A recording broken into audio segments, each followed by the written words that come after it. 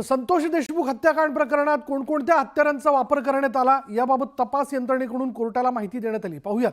यामध्ये जर आपण पाहिलं तर देशमुखांना मारहाण करताना 41 इंचाचा एक गॅसचा पाईप ज्याची एक बाजू काळ्या करदोड्याने मूठ तयार केलेली होती, दुसरं लोखंडी तारीचे 5 क्लस वायर बसवलेली एक गोलाकार मूठ, तिसरं एक लाकडी दांडा, पुढलं शस्त्र तलवारीसारखं होतं,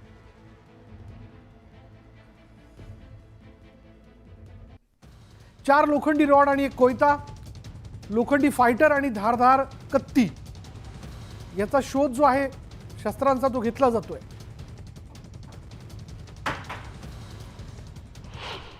तर बीडमध्ये न्यायालयामध्ये युक्तिवाद करण्यात आला। सरकारी वकिलांनी काय म्हटलं बघा, देशमुख प्रकरणातील एक आरोपी शोधायचा आहे असं सरकारी वकिलांनी म्हटलं।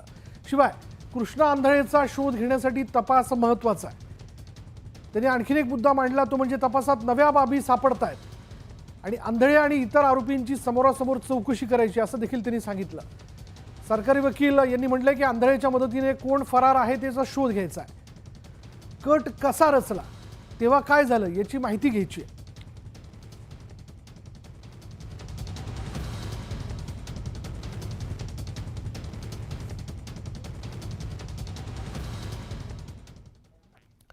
पुढे बघा, धनंजय मुंडे दादांमध्ये काय चर्चा झाली, 1 तासात दोघांमध्ये काय बोलणं झालं, शुभेच्छा द्यायला 1 तास लागतात का, हा देखील प्रश्न जो आहे तो या भेटीनंतर उपस्थित होतोय।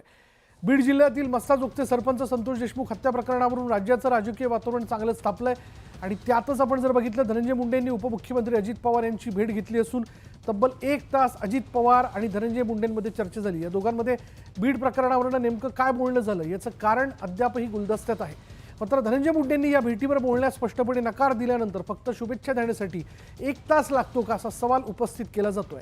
तर दुसरीकडे मुंडेंना राजीनाम्यावरून अजित पवारांनी काय वादा केला हे सुद्धा पाहणं महत्त्वाचं ठरणार आहे।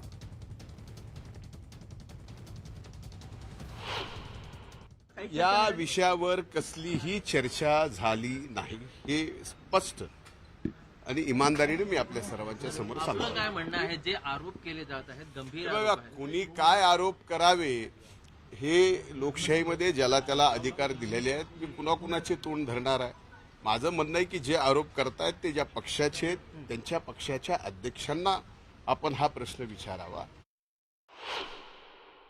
यंत्रणा ज्या विरोधी सर्व लोकांनी अधिवेशनात मागणी केली होती की अशा पद्धतीची चौकशी नेमली पाहिजे, आदरणीय मुख्यमंत्र्यांनी त्या सर्व चौकशा नेमलेल्या आहेत। त्या तपासामध्ये या ठिकाणी ज्या वेळेस माझ्याकडे संशयाने बघितलं जातं त्यावेळेस मी त्यावर काही बोलणं हे उचित नाही। या बैठकीमध्ये काही मुद्द्यांवर चर्चा झाली आहे का, हा देखील एक प्रश्न आहे। यामध्ये जर आपण बघितलं तर देशमुख हत्या प्रकरणानंतर बीडमधील राजकीय परिस्थिती जी आहे ती बिघडलेली आहे। महायुतीकडून मुंडेंच्या राजीनाम्याची मागणी केली जाते। बीडच्या पालकमंत्री पदाबाबत या बैठकीत चर्चा करण्यात आली का? शिवाय कराड मुंडेंच्या संबंधांवरनं होणारी जी काही टीका या विषयाला घेऊन अजितदादांबरोबर मुंडेंची काही चर्चा झाली का? शिवाय बीडमधील कायदा सुव्यवस्थेचा प्रश्न या विषयाला घेऊन देखील अजितदादांनी धनंजय मुंडेंबरोबर चर्चा केली का? तर धनंजय मुंडेंच्या राजीनाम्यासाठी सर्व पक्षीयांनी आक्रमक पवित्रा घेतलाय। सर्वपक्षीय शिष्टमंडळानं राज्यपालांची भेट घेऊन मुंडेंच्या राजीनाम्याची मागणी केली। भाजपचे आमदार सुरेश धस यांनीही मुंडेंनी राजीनामा देण्याच्या मागणीचा पुनरुच्चार केलाय। तर भुजबळांनी धनंजय मुंडेंची पाठराखण केली। दरम्यान शरद पवारांनी मुख्यमंत्री देवेंद्र फडणवीस यांना पत्र पाठवून नेत्यांच्या सुरक्षेचा मुद्दा उपस्थित केला।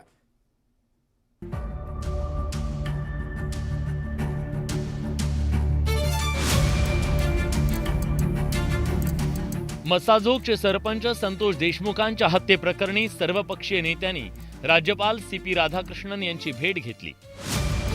धनंजय मुंडेंनी चौकशी होईपर्यंत राजीनामा द्यावा अशी मागणी करण्यात आली। बीडमध्ये खंडणी, अपहरण आणि इतर गुन्ह्यांचं प्रमाण वाढलंय, याकडे नेत्यांनी राज्यपालांचं लक्ष वेधलं। सत्ताधाऱ्यांच्या गोटातून भाजप आमदार सुरेश धस यांनी मुंडेंच्या राजीनाम्याची मागणी केली, तर गुन्हा सिद्ध होईपर्यंत मुंडे यांनी राजीनामा का द्यावा असा सवाल छगन भुजबळांनी उपस्थित केलाय।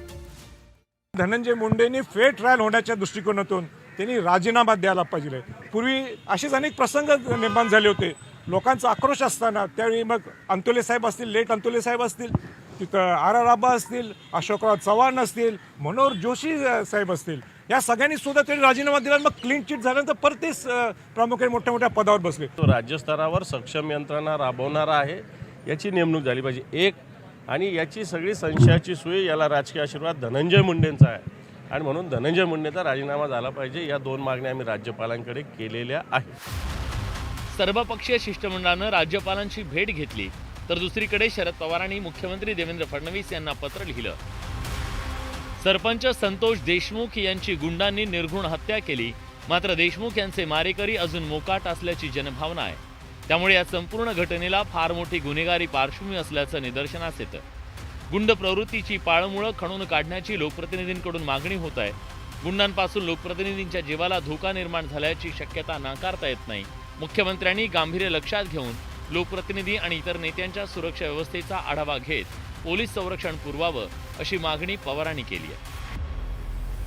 असं जर जोपर्यंत कन्फर्म्ड होत नाही की त्यांचा हात त्याच्यामध्ये कुठेही आहे, तोपर्यंत का राजीनामा त्यांनी द्यावा किंवा मागावा तरी आपण. धनंजय मुंडे साहेबांचा राजीनामा त्या ठिकाणी घ्यावा किंवा त्यांना बिन खात्याचं मंत्रिपद द्यावं.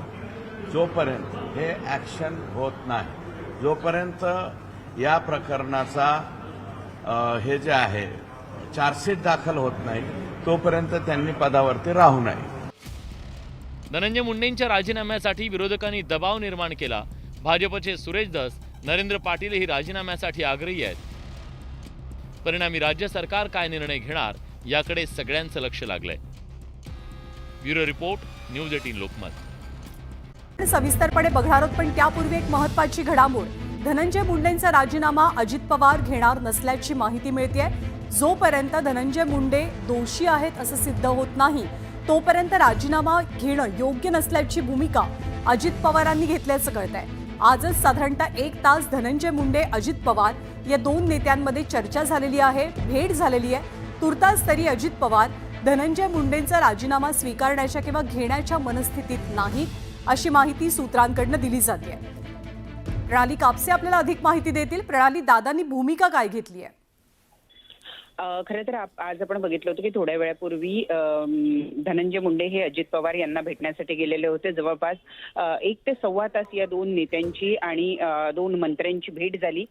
बाहेर पडत असताना धनंजय मुंडे असं म्हणाले की मी केवळ माझ्या विभागाचा आढावा देण्यासाठी आलेलो होतो. परंतु त्यानंतर अजित पवार यांनी पत्रकारांशी ऑफ रेकॉर्ड बोलताना असं सांगितलं की धनंजय मुंडे यांची म्हणजे या संपूर्ण प्रकरणाची चौकशी पूर्ण होईपर्यंत आणि त्यामध्ये दोषी आढळेपर्यंत धनंजय मुंडे यांचा राजीनामा घेणं हे योग्य होणार नाही. त्यामुळे अजित पवार हे धनंजय मुंडे यांचा राजीनामा घेण्याच्या मानसिकतेत नाही, हे जवळपास स्पष्ट होत आहे. त्यामुळे जी मागणी सातत्यानं बीड आणि आजूबाजूच्या परिसरातनं किंवा काही नेत्यांकडनं सातत्यानं होत होती की धनंजय मुंडे यांचा राजीनामा घेतला जावा, त्यावर अजित पवार यांनी ऑफ रेकॉर्ड गप्पांमध्ये का असेना परंतु मौन सोडलेलं आहे.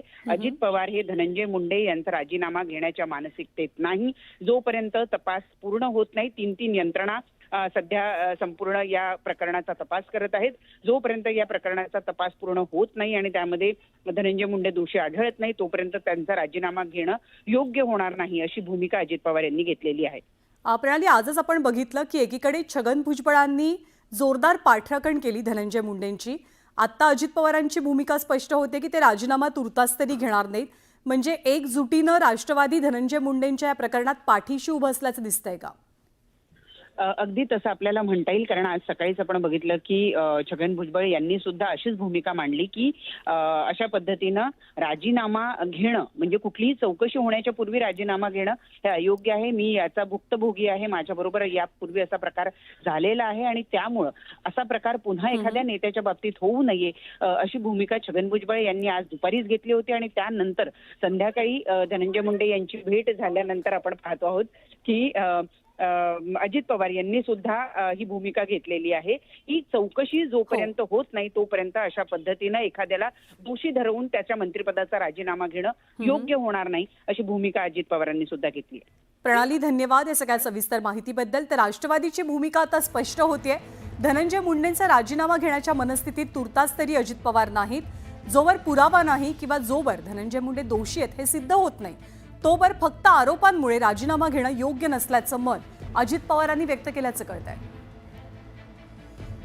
संतोष देशमुख हत्या प्रकरणामध्ये विरोधकांनी सातत्यानं अगदी पहिल्या दिवसापासून धनंजय मुंडेंना टार्गेट केलं आणि आता त्यांच्या राजीनाम्याची मागणी चांगली जोर धरतेय. आज सर्वपक्षीय नेत्यांनी सुद्धा राज्यपालांची भेट घेतली, धनंजय मुंडेंच्या राजीनाम्याची मागणी केली आणि या